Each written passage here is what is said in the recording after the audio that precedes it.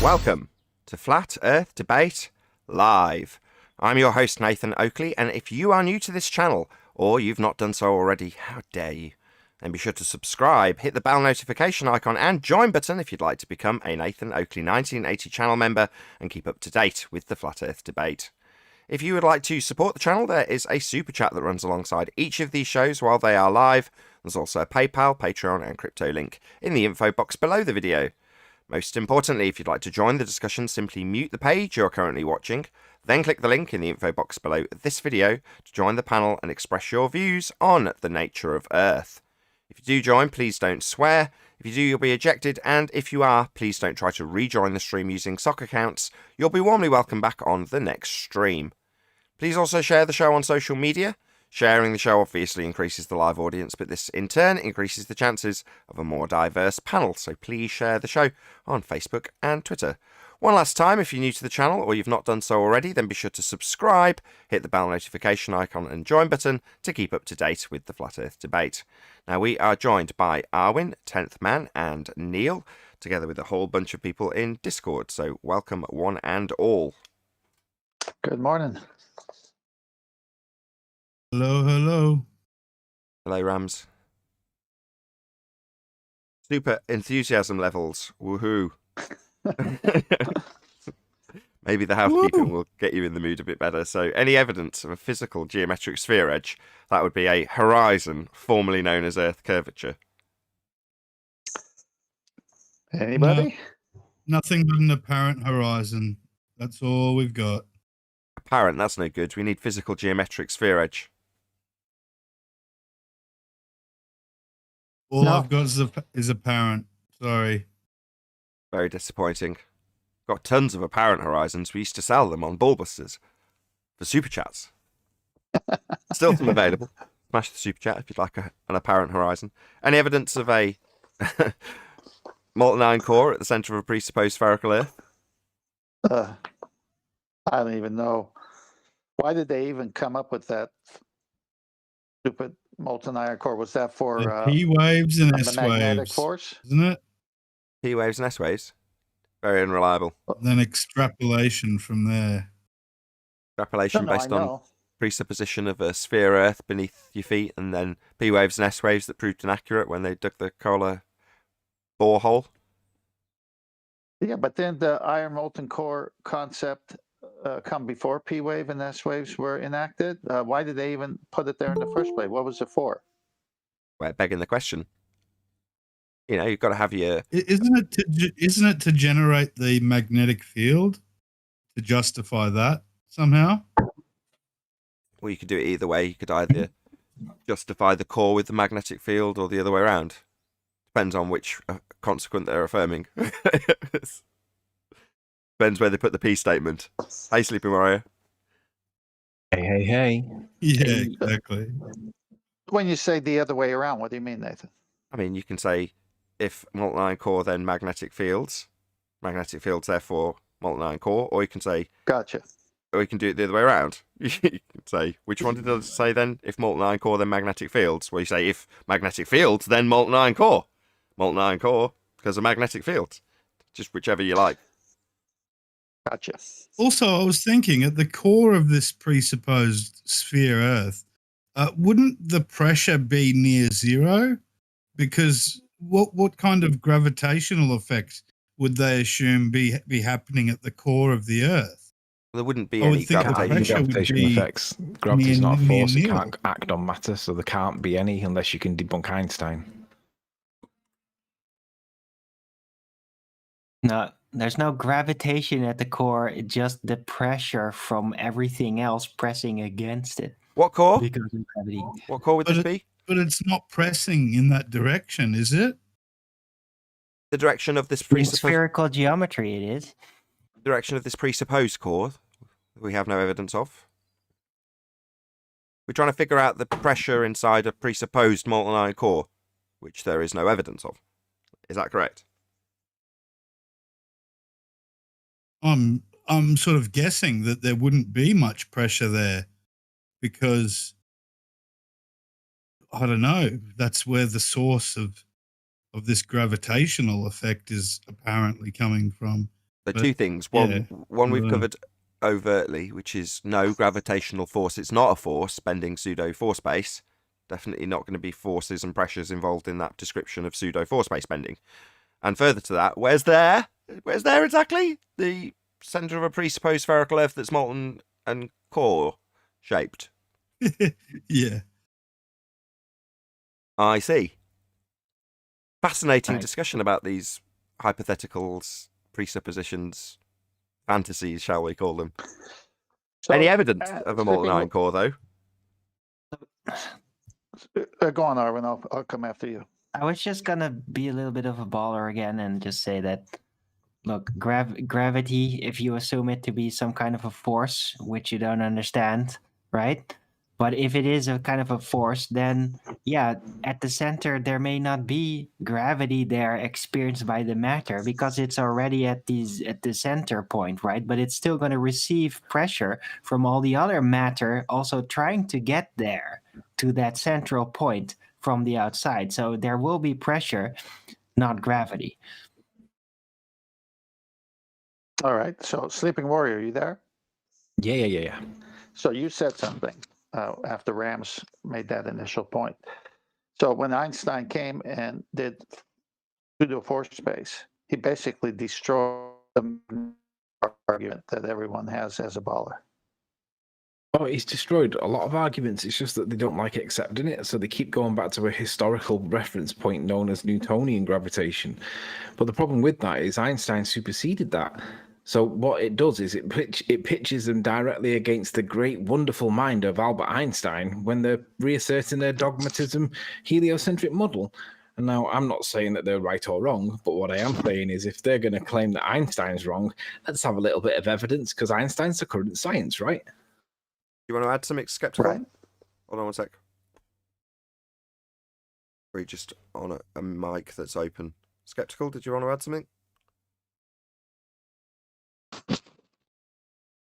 Wonderful. Thank you for your input. Yeah. So if Einstein is current science, then they can't talk about the core, magnetic, anything. They can't talk about the core magnetic. Yeah, they Well, they can. can talk about it. All they can do is calculate it, though, right? Because Einstein's effect only happens in the medium of space-time, which is obviously conceptual, and you can believe it, right? But that's the current position in science. They've got to demonstrate that he's wrong. So how are they going to do that? Well, let me put forth that statement better. Were they not saying that the molten iron core is where the gravity is the strongest and the surface of the Earth is the next strongest, and then gets less and less? So if that was their source of gravity and Einstein debunks it, it's over, right? Yes. That's what I meant. It's pretty simple. Can't have both because he superseded, right? Yeah, they can't have both. We're still on molten iron core, but any scientific evidence of gravity? Veered into it? Sorry, but there should not be stronger gravity at the center of the presupposed spherical Earth, whether Stronger it's what now? molten iron core or not. Stronger what now? It's not a force. Doesn't matter. Nathan, Even the space-time bending should be less at the arrival point because that's where it's all going directed at. So if there's this bending of space-time in one direction to that central point and from the other side to the other direction, then that evens out whatever the bending of space-time is. If you say so. Okay, thank you for that. Clarity has been gained by all. So scientific evidence of gravity, anybody at all. Ninja Wallaby, go ahead. Well, I think it's the same. I think we're experiencing the same amount of gravity all the way through to the core of the Earth, and we're experiencing even the International Space Station is experiencing 98% of the Earth's gravity. What's gravity? So is there a specific point in space right at the center of Earth where gravity begins and ends? No. At a specific point in space? No, I don't think, no, because Gravity is a function of mass. So It's not the a amount of function. mass Not in current physics. creates It's not. like So at the center of the mass, right at the core of the center of the mass, it would be like zero gravity. Oh, okay. Okay, yeah. Because the most mass is away from it. Right. So you would have exactly the same amount of gravity going away from you than that is actually depositing on you, right? If mass is the cause, then yeah. Yeah. I would agree. I think that's a valid statement. Whoever made that statement, I'm sorry, I don't know what your name is, man. But that's a valid statement. Absolutely. Okay. I would say, yeah, absolutely. Well, I'm very confused. I don't know what we're talking about. Can you define mass for us, please, Ninja Wallaby? Afternoon, guys. Hey, Adam. Okay, this might be a little bit complicated. Mass is like the amount of electrons, neutrons, protons that are in an available space, right? So in an area, all those things accumulate, and that is mass. That's mole. Amount of stuff. That's mole. Yeah, it is an amount of stuff. Yeah, that's mole. Mole. Look it up. Mole. I'm sorry? Mole. What are you saying? Mole. You're saying you just described the quantity of something, not what mass is. You just describe what quantity is. In which case, when we're talking atoms, we have a unit which is related to 6 times 10 to the 23 atoms, which we call a mole. But that in no way is a description of mass.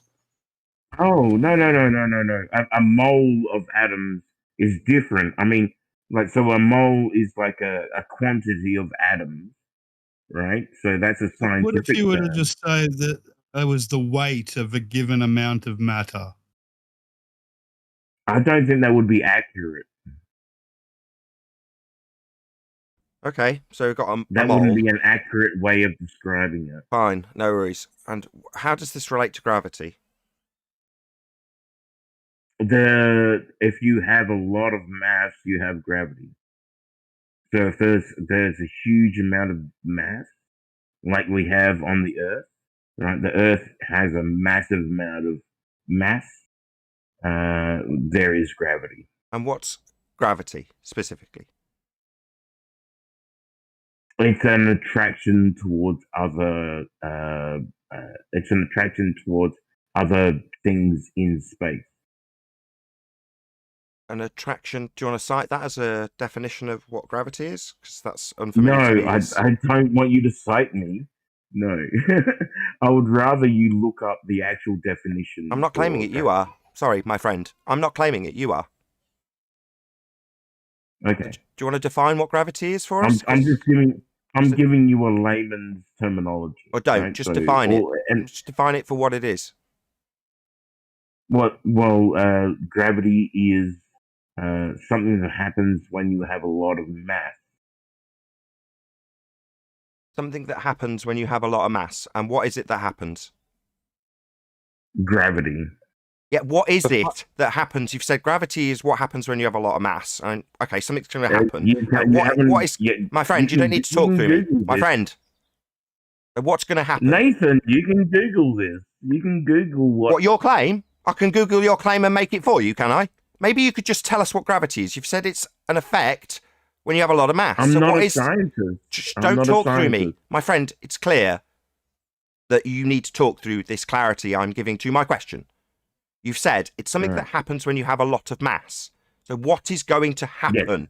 Can you tell us what is gravity? Gravity happens. Yeah, what is gravity? You've said it's something that happens when you have a lot of mass. And I'm saying, what's going to happen? Don't just circular reason your way out of it by saying gravity again. Yeah, that's what we're asking you to define. What? Like you've done in previous times before? Is this the end of your time? Have you run out of stuff to say? All we're asking you to do is define gravity. Something that happens when we've got a lot of mass. I want to stay on this panel. But Dude, don't, just I mean, come on. I'm just not a define scientist. I gravity. don't It's know really what's going simple. on. Just define what it is. It happens. Okay. What's it? What's happening? It Right. happens. What happens? Okay. What is happening? That is a good question. A very good question. What happens? What happens is that when a lot of mass gets together, they suck in. They don't suck in. There seems to be a force which we cannot explain. Oh, no, sorry, you're wrong. Gravity is not a force. That's incorrect. Scientists don't know what it is. Stop! Gravity's not a force. You're incorrect. Why are you talking complete It is nonsense? a force. Can you stop It's talking, obviously a please? force. Hello? Can you stop talking? No. It's not a force. All right. Educate me then. What, on your claim? No, educate me about what the forces are. It is not a force. Gravity is not a force. End quote, George Musa. There isn't really a force of gravity at all, Professor Brian Cox. Okay. Excellent. So you, who's claiming this, has just described it as I'm a not sucking. claiming Do you want to anything. stop talking through me when I talk? Do you mind? You've described it as a sucking. No, it's not. Then you've described it as a force. No, it's not. Now, I can refute what you've said. I'm not going to make your claim for you. Now, you, who is claiming gravity, I'd like you to define it. You've I don't think attempted, I have. and now you're talking through me after failing to define what you're claiming. And you're asking me to go look it up. No, I know what gravity is and is not. I'm not claiming it, so I don't need to define it. But I can rip to shreds your utter nonsense when you define it incorrectly, which is what you've done. Well, can you tell me what it is then? It's your claim. That's the third time. The fact that I know what you're claiming and where it's wrong and what to ask you to make it absolutely clear to an audience that you haven't got a clue what you're claiming doesn't mean that I have to make your claim for you.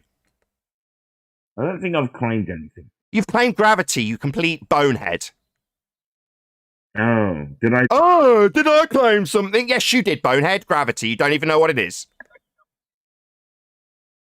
You're asking your opponent on a debate to define the thing you're claiming for you. Yes, I want you to. Yes, so you are incapable of debate. You don't even know what you're claiming. Why are you even here? Hold on to this room in a different way. I wasn't trying to claim anything. You claim gravity, dipshit. And I ripped it to shreds and demonstrated to my audience how little you know about what you're claiming, to the point where you say you're not even claiming it, you complete buffoon. I feel like I've been brought onto a stage and got. You've been brought onto a debate, you've claimed gravity, then it's been ripped to shreds. That's what's happened.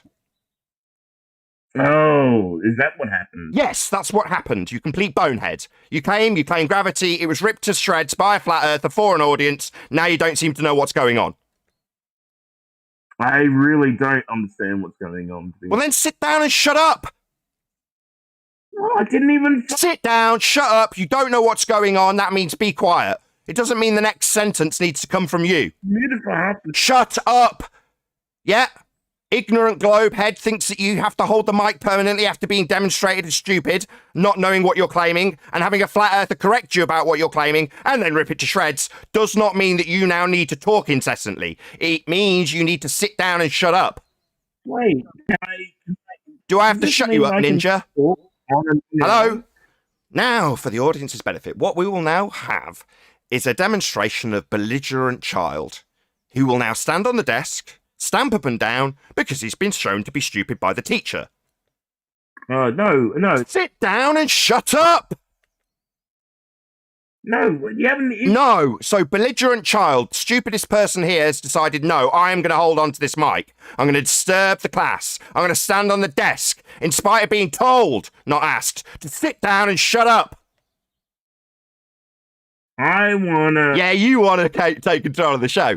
I, however, having just ripped your argument and claimed to shreds, have absolute rights in telling you to shut up. And I'm enjoying doing so. Every time you decide that you're gonna, rebel against me telling you what to do, with absolute justification in doing so, I'll just keep telling you. And you don't have to like it, but my audience loves it. They love me ripping your stupid claim from the globe position with faith and religion, the only thing on your sides, having that nonsense ripped to shreds about gravity, and then having me tell you, in no uncertain terms, what's what. I bet they believe in dinosaurs. I bet they believe. Or is it time for a subject change? With men. Is it time for a subject change, Ninja? Ninja, you've been told to shut up so we can continue housekeeping. Do you think you're now going to take control of the mic? You tell me, motherfucker. Do I have to shut you up? I'm gonna fucking keep on talking. I believe. I don't care what you believe. This isn't your show. Now shut up. I'm forced to mute the guy because he can't take a hint. Hint? I'm telling him in no uncertain terms, you've got nothing to offer. Your argument's been ripped to shreds. It's the end of your time talking. But no, he's going to stand on the desk indefinitely, demanding that we now talk about bloody dinosaurs. No, dipshit. Sit down and know how stupid you are while we move on with more intellectual subjects than you are capable of divulging in debate. Moving on. Any evidence of the distance to the sun? Shout out to John M. Truth, who's joined us as a penguin. Thank you very much. John. What is the sun? No idea, Arwin.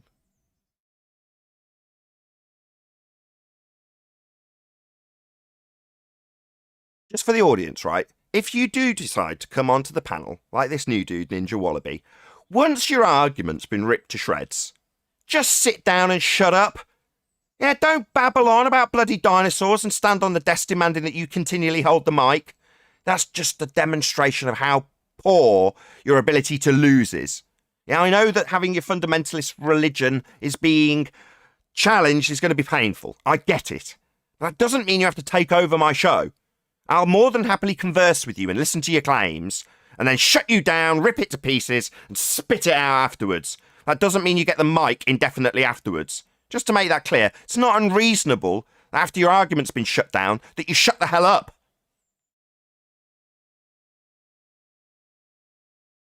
Distance to the sun? Anybody at all? Wouldn't you need an R value before? You would. Any evidence of the R value? I think they just calculate it into existence. If they can calculate it, then it exists, no matter, regardless of whether there's any evidence or not, Nathan. It's just calculated, therefore it's true. Kudos to Sleeping Warrior, because the head of the fundy gets chopped off a lot quicker with gravity thanks to him and Arwin.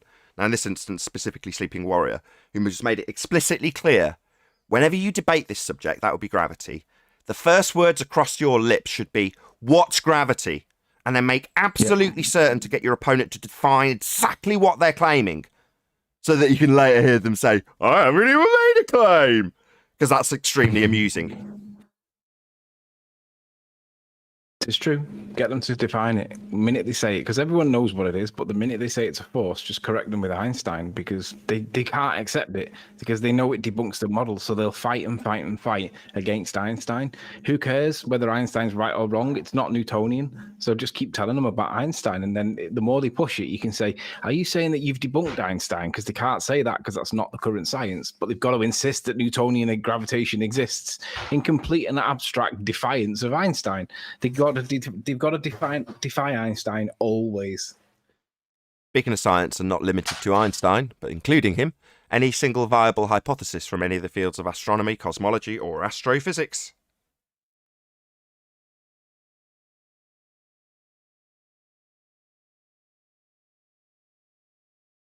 I've got nothing. No, they're all observation-based, like the Eddington experiment, which was supposed to prove Einstein correct.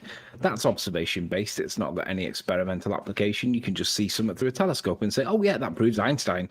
It doesn't prove Einstein. It correlates with Einstein, but correlation is science for these morons. Any evidence that you can have?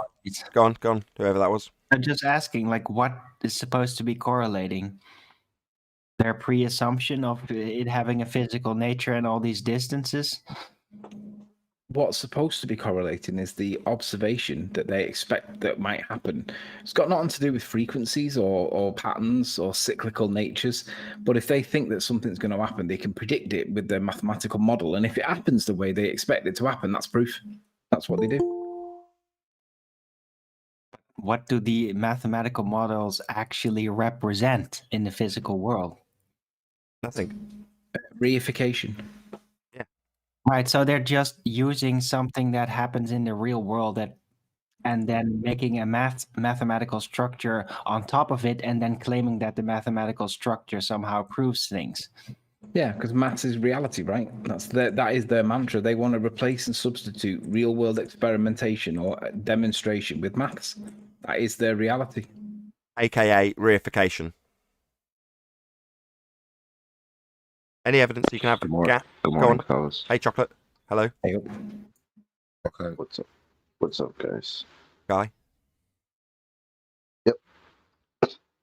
up's a relative direction, Nathan. If you're upside down hanging from a tree, then that would be down. That's correct. It is relative. Sky's not always up. That's correct. It is relative. Any evidence you can have gas pressure without a container for all the fundy zealots that think the sky is a vacuum called space? Actually, you can, Nathan. I'll tell you how. Right. Let's say you have a can of beer, right? Back home, me and the boys, us coons, used to go out in the bush and drink six cartons in just an afternoon.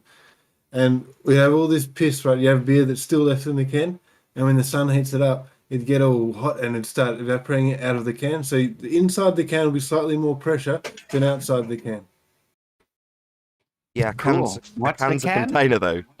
Yeah, A can is a that container. was my question. No, but it has open though. It's open. It's not Allowing contained at the- all. But it's got more beer pressure. in the can to generate an additional pressure. Would it be the container that was wrapped around it and only that small aperture at the top for it to go out? So that agitation, energy input from the sun, it doesn't stay like that, though, does it?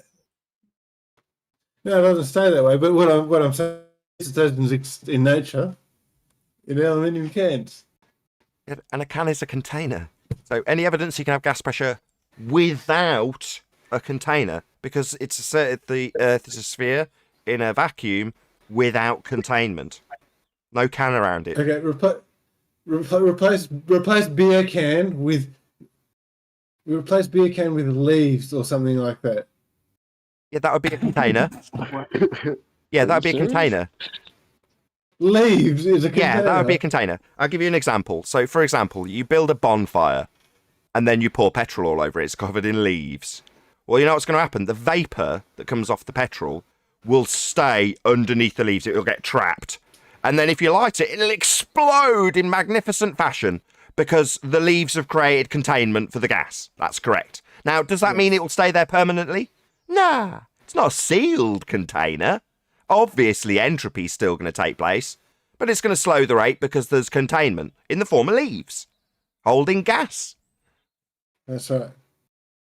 I'm lost, right? If I go to the park, what kind of afternoon is going to the park with 6 leaves? 6 leaves. I'll ask again. Any evidence? And I don't need any demonstrations with 2 containers now, right? 1 container's enough to be debunking this idea that you can have gas pressure without a container.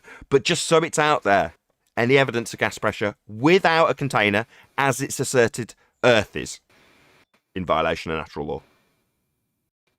None at all. I've had a really good conversation with a very well-known, prominent blurther.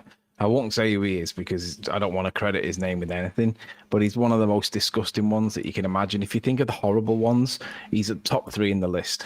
And he's on a stock account, and he will not accept that because he knows there's no container, right? There's no lid, whether that's a dome or whatever, it doesn't matter. But he know in his model, he knows that there isn't one. But to try and get round it, he insists that gravity is the container pulling the atmosphere down. He will not accept that Einstein's model, which is the current science for gravitation, he will not accept that cannot pull on matter. He will not accept it. He demands it. He stamps it like a baby that's lost his toys. He's stamping up and down, insisting that gravity's a real thing and we can calculate it and we know it exists because blah, blah, blah. So basically, they insist that gravity's pulling the atmosphere down even though it can't interact with matter because it's not a force. It's just a concept. That's all it is. I mean, you could refer that guy to Fight the Flat Earth channel and get him to check out his interview with George Musa. And I quote, literally, it's not a force. End quote. I have tried referring to that channel, and basically he started talking about himself in the first person, even though he's a sock account. So that is the person I'm referring to. So it's Craig. Feeling. So what you're saying I had is, a feeling.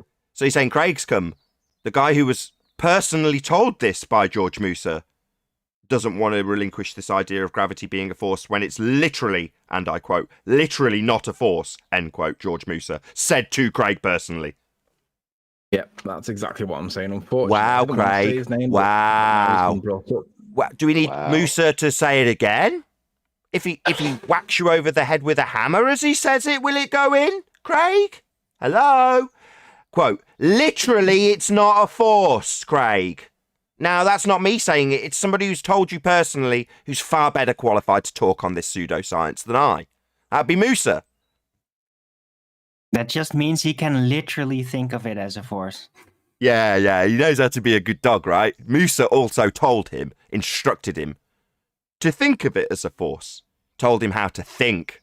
And Craig's an obedient little dog, so he knows how to think because he's been told how to think by Musa. Now, he paid attention to the how to think bit because he likes being told what to do and how to think. Obviously, he's a globehead. But meanwhile, he ignored the explicit explanation about what gravity is and more specifically is not. It's literally not a force, Craig. But you, because you've been told, can think of it as a force. You've been given permission to think in a certain way. No. Not just permission. George Musa says it. We can, we do, we must consider Newtonian gravity as a force. It doesn't mean it really is one, but we don't necessarily have to work at the really is level. So what he George does is Musa. he progresses the argument and he says it's an apparent force. You know, like they say that centrifugal force isn't actually a force, it's an apparent force. Well, they're very quick to correct you when you treat centrifugal force as a force because they say it's an apparent force. They're very quick to correct that. But when you use that correction that they apply against you, against themselves, it becomes like an exception to the rule. It's a bit like Coriolis when they have conservation of momentum. Those gas molecules that are escaping after hitting the Earth's surface, all directions of space, right? Conservation of momentum applies. Newton's first law of motion applies. A gas molecule in motion will remain in motion unless acted upon by a force. Well, they don't want that to apply there. So they're happy to apply it with Coriolis, but they don't want it to apply with gas pressure. Stop. Yeah, it's the same with Stop. apparent forces. Well, what the hell did any of that have to do with Coriolis deflection, which is an apparent deflection? Apparent means appearing, but not actually. And in the case of Coriolis, it's you on a roundabout watching something like a tree look like it's moving when it isn't because you're spinning. So it appears that the tree's moving, right? Appearing, but not actually. Appearing in this instance meaning the tree from the roundabout appears to move. It's not actually moving. It's an apparent deflection. Apparently moving, but not actually, is not anything to do with conservation of momentum or anything actually drifting in any way, shape or form. It's a mere effect that you would observe because you're turning underneath stuff, not because it's actually in any way deflecting. So what you just described isn't Coriolis effect as much as I realise that is what they describe as Coriolis effect, when in reality Coriolis is not actual deviation observed as you spin underneath something. Let me just correct it. So that you asked what's that got to do with Coriolis. When they use Coriolis, they reference conservation of momentum for why they don't see the apparent effects of Coriolis. That's their excuse. Sorry, just to cut you off again.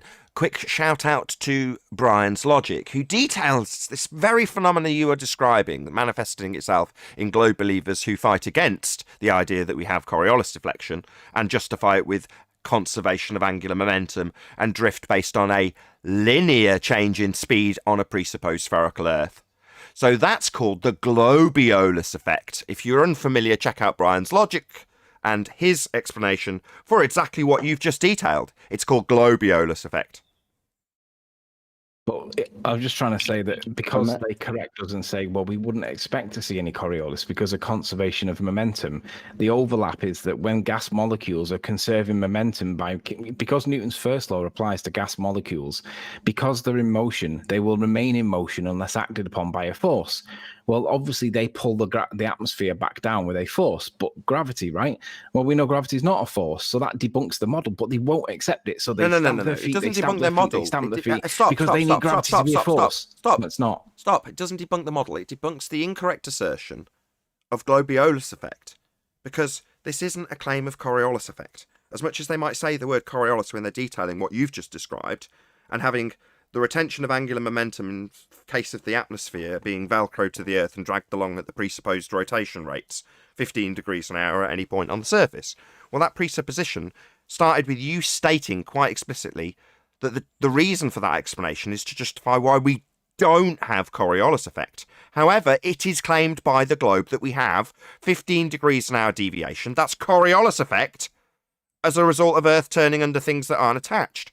So their defense, when describing what they call Coriolis effect, actually Globiolis effect, described by Anthony with conservation of angular momentum, to describe the lack of Coriolis, something that the globe specifically claims they have. So they're defending not having Coriolis. Well, they're supposed to have it. 15 degrees an hour drift. Yeah, Nathan, you're missing it. Imagine having to argue the existence of something by arguing how it doesn't exist. And how you wouldn't expect it to. Exactly.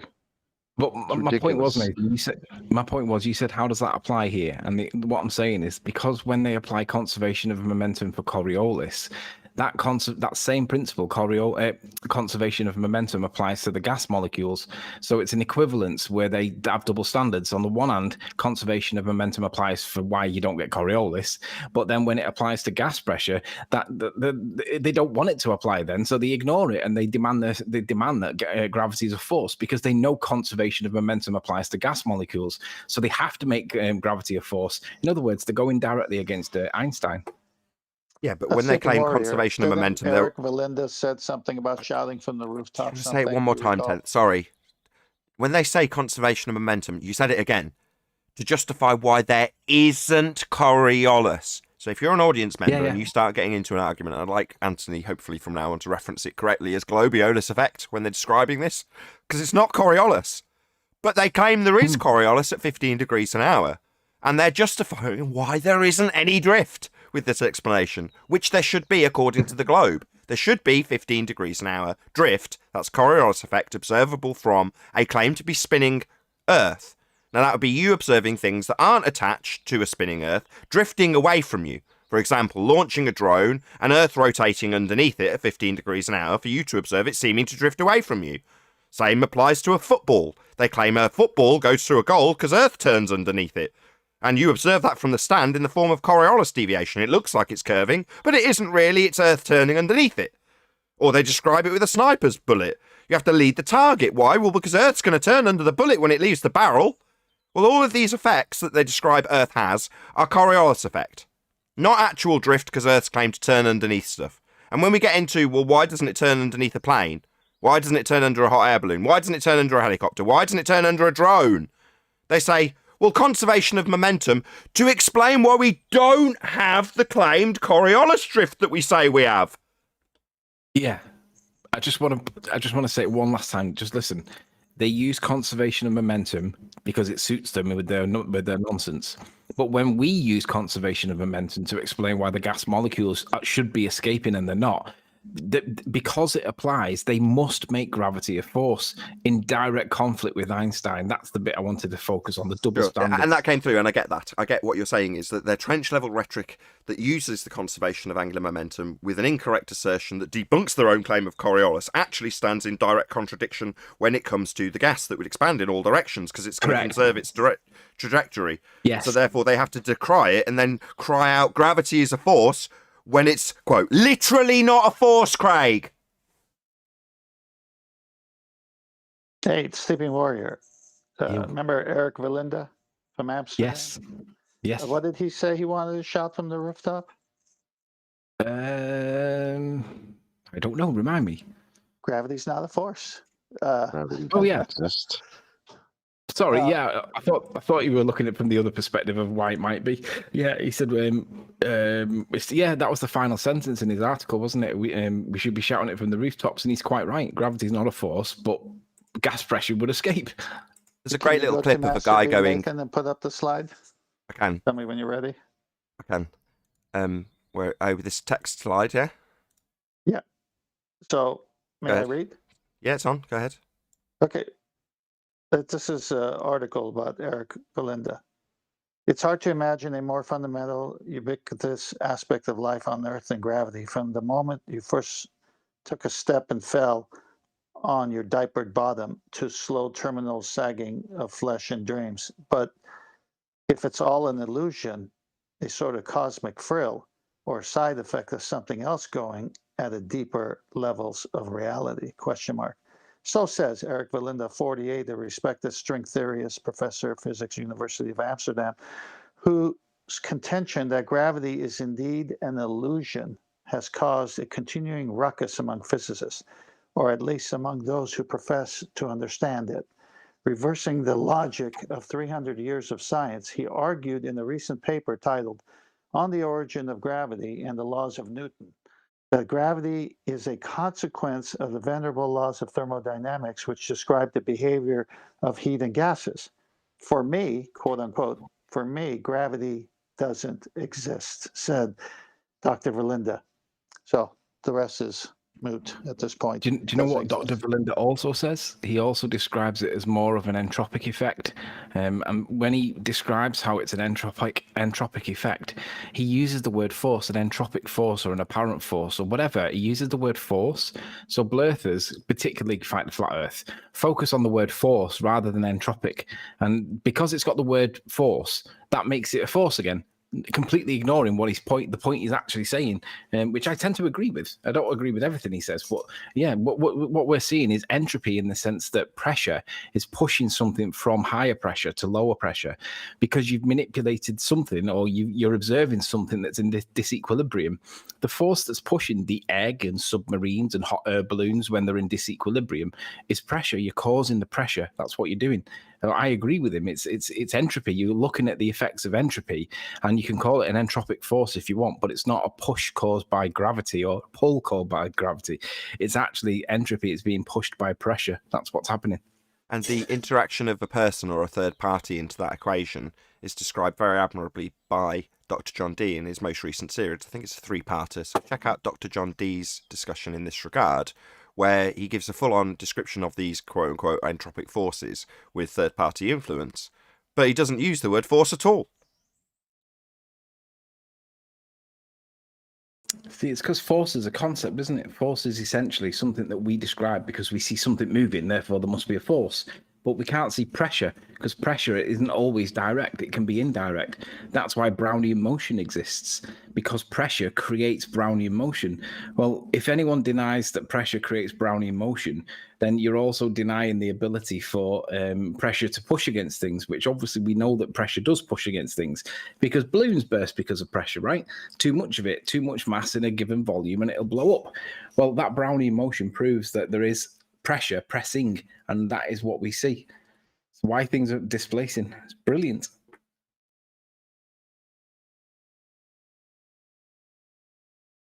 When they say gravity now, when I hear somebody claiming it, what I now see is a little clip that some of them, it might be a couple of years ago, used to play on their videos, which was this like hick-looking guy going, "Gravity, gravity, you idiots."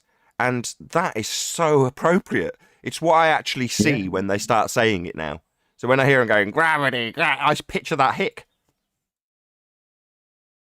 Yeah, I agree. That guy, gravity, you fools. Like, there's a couple of people on their side that use it, but it's we should use it. We should steal it off them because whatever gravity is, we know it's not a force. So we need to steal it back, really. But like I say, it's so appropriate. Because they're saying, look, the reason they're using it is saying, look, even a redneck hick gets this. It's like, no, you come across as the redneck hick on the street corner, babbling nonsense to people who are more informed than him. Well, it's gravity. I read it in the paper. Oh, did you now? Good, son. Yeah, tap, tap on your head. Good for you, redneck. Meanwhile, next to that redneck on the corner, there's a guy holding a helium balloon that's trying to go up. Exactly. Yeah, hold my balloon for me, redneck. Let me give, hang on. Let me give Adam a thumbs up here. Sounds like that guy had 6 leaves in the forest, Adam. I just want to point out Newton's third law of motion as well, because like for every action, there's an equal and opposite reaction. So if there's a set of keys being dropped going gravity, then it also means that something else was an equal and opposite reaction. So why is it that the keys going down is the thing that we observe, but we forget about and ignore when pointed out that there's an equal and opposite reaction going the other way? I don't really care what that is, and you can describe it any way you want. But if we see something like a helium balloon going up, there's an equal and opposite reaction coming back down, isn't there, according to Newton's third law? So let's not forget that it's a balancing act. Now, what do we know about balancing acts? And we know that they cause equilibrium. So we know that for an equal and opposite reaction, we're essentially looking at a balancing of something because there's something else going on the opposite way. We also know that the laws of motion of Newton were not right. What's the equal and opposite reaction if I push on a mountain? I know, but it's their laws of motion, isn't it? So I know, but I'm still going to highlight this. I'm not arguing with you. I know you know it's their nonsense position that you're putting across. But still, this is why we don't. We're not right because they can't defend this stuff. Who said that? Was it Feynman that said that? Usually Feynman said what? Yeah. Sorry, Nathan. What? Who are you asking? Anybody? It's normally the best quotes. They're always Feynman's. I don't know who said that, but I think it was Feynman. If I'm wrong, Feynman said that we know that the laws F equals ma were not right and needed to be adjusted, but nonetheless in quantum mechanics it did turn out to be right, but they needed fine tuning. Well, probably because they were just thinking, like, I mean, it's like if you look at like a hot air balloon, you fill the fixed volume with a known mass of warm air that you know is less dense than the cold air around it, and an acceleration occurs. If you look at a submarine, a fixed volume, you know that you can fill that volume with a known mass of water that's more dense than the air that's in it because it's at the top of the water. You fill it with water and then an acceleration occurs because it sinks or dives, I think they call it. It doesn't go towards, it's not attracted towards the center of Earth. It's diving because you've made the mass of the relative mass or the relative density of the sub greater than the medium it's in. So it dives. It doesn't get attracted towards down. It dives, right? And then you get rid of the water that's in the ballast tanks and then you replace it with gas instead. And then all of a sudden another acceleration occurs going the other way. It's not a buoyant force that you're causing, is it? You're manipulating the density of the matter that you're in, the submarine, and then that's the cause. But blurthers will insist that buoyancy is causing it because they'll change you what you've manipulated, getting rid of the seawater from the ballast tanks. They'll change that from that and they'll say, well, no, actually, you're changing the gravity because gravity is pulling on the water and you're getting an upthrust. And that's not, you didn't add upthrust into the ballast tanks, did you? You removed the water and you add gas. That's the cause because that's what the independent variable states. The thing that you manipulate is the cause, not the thing that they insist that you accept instead, which let's not forget is just conceptual. It's not actual. So they're asking you to ignore that in favor of their concept just for their delusions. No, the independent variable is the thing you manipulate. That would mean adding or removing water or adding or removing gas. And then an acceleration occurs, which is what we see real world. We've known about this for hundreds of years. Yeah, exactly what Dr. John Dee is covering. So relative density disequilibrium and the returning to equilibrium in your example with the submarine. Well, their assertion, and it wasn't a misspeak by Anthony, when he said buoyancy, when they say buoyancy, they are invoking gravity. It's just part of the explanation for buoyancy is specifically referencing gravity. So they'll transpose what we now describe as a disequilibrium as, no, it's just less buoyant. Well, what does less buoyant mean? Well, less gravity or more of a pull downward on the water, forcing the other item up. It's like, well, that isn't what's actually changed. You're invoking a force, but what you're doing is you're changing the density of the thing in the liquid. That would be the submarine. You're not changing a force, and there's no force pulling down to force it up. You're taking out liquid and replacing it with gas. Yep. But not only that, they're dismissing the thing that you did do. They're not just invoking gravity. They're replacing the thing that you did do, which was get rid of the water and replace it with gas to see the acceleration that they call, I don't know what the opposite of diving is, surfacing. that you see that effect surfacing is they're ignoring the fact that, or they're dismissing the fact that you've got rid of the water and replaced it with gas. And again, it's substituting buoyancy. So it's the double-edged sword. They're taking away the cause and they're substituting it with a concept. Well, that's the reason we're all going wrong. It's why some people think that there's an absolute up and an absolute down when submarines dive and surface. It's not up and down, is it? They dive and surface because that's relative to them. That's what they're doing. But that's why people get confused. It's really obviously intuitive when it's explained from the different perspective. They're stealing the thing that you manipulate and replacing it with a concept instead.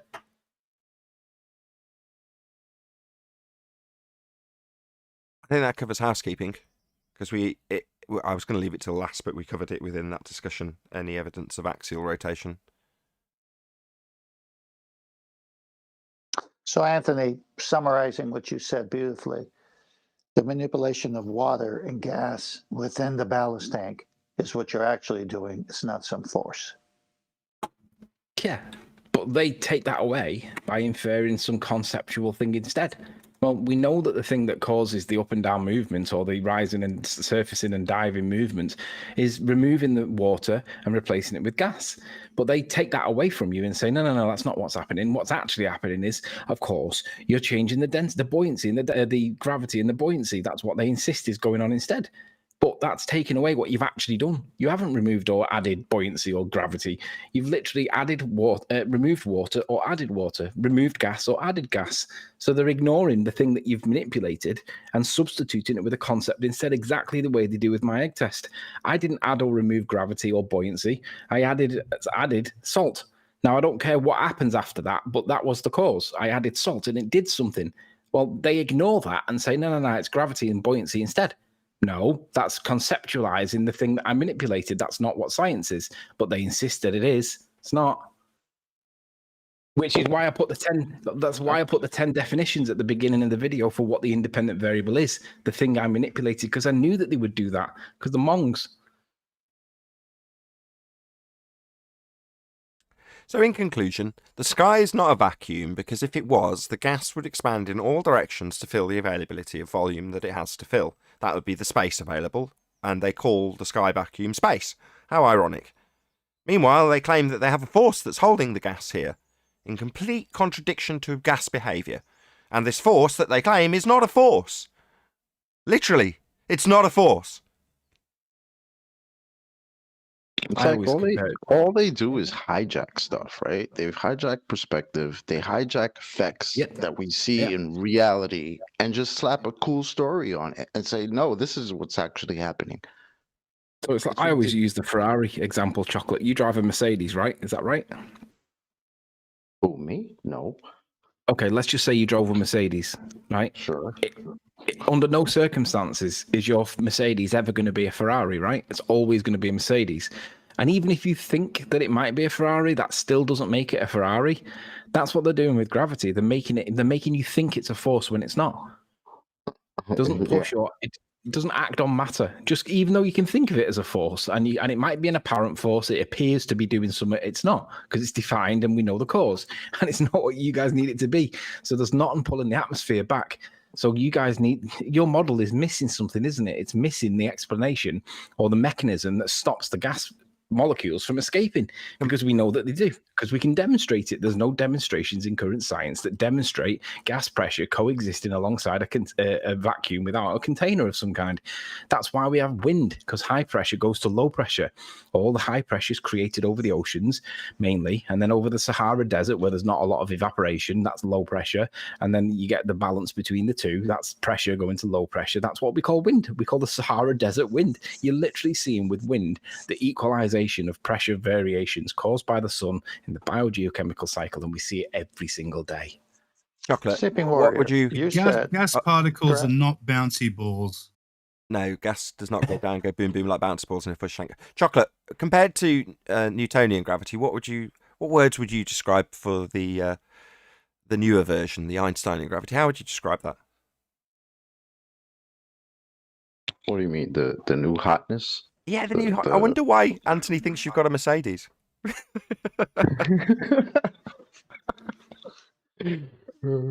Well, Anthony, you said, I mean, you already quoted them, and also Nathan, George Musa, Brian Cox, and Eric Melinda.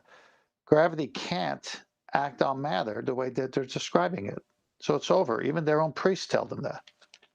Yeah, it's over. You're right. Gravity cannot act on matter. Isn't it over in like third grade when you learn about the water cycle and you learn how but you that don't works? relate. It's because they don't tell you that that's how it applies. They tell you that it applies like to the, and you can see it, right? But you don't make the connection because gravity's it's indoctrinated into you, isn't it? It's like there's a globe in every classroom, so everything's gravity. Gravity. That's why gravity's such an. It's literally like doublespeak, man. They'll show you a diagram of the water cycle with the gas that's evaporating from the ocean pointing up, going up, and then at the same time they're telling you that there's something pulling the gas down. You guys remember what lesson you learnt that in? Because obviously it's the ozone layer. Hold on 1 second, Owen. Can you remember what lesson that was in? Because from my memory, it was not in one of the science classes. Now, the science classes gave you artificial layers, containers, but what lesson taught you? Can you remember where you learned about the biogeochemical cycle? Which lesson? It wasn't science. For me, I remember it in science. Yeah, Earth science actually. Well, I remember it being taught geography. They called it Earth science, and on the textbook on the cover of the textbook, it had a globe on it all the time. Well, I was taught it in geography. Same with the weather. That got taught to me in geography class as opposed to science class. Oh yeah, I think you might be right. I think it was geography. They didn't separate that. Well, in my school, they didn't separate. It was just science. So we had science and geography, all of that. It was all included. They called it Earth science when I went to school. I don't know what they call it now, but I think I agree with Nathan. I think it might have been in geography that I got taught that too. Well, Americans like to bundle things. Yeah.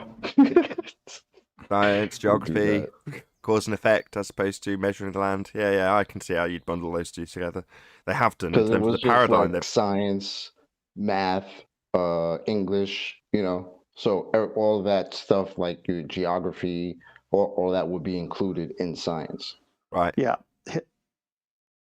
Content. No, I was going to say English, math, science, history, and then of course they bundled everything. As Chocolate says, you guys in the UK got detailed more than we did. Maybe. With that, you'll get the discussion in regards to our education structure here in the UK versus the States in the after show, because this is where we bid the farewell to the live audience. So massive thank you to all of you who joined, smashed the super chat, liked, commented, shared, subscribed, and all that good stuff. Be sure to check out nathanoakley.com and the Flat Earth Debate Forum to keep up to date with the community debate. Once again, stay tuned if you're watching on either premiering stream on Nathan Oakley or Nathan Oakley 1980. I've been Nathan Oakley, and I'll see you all in the next video.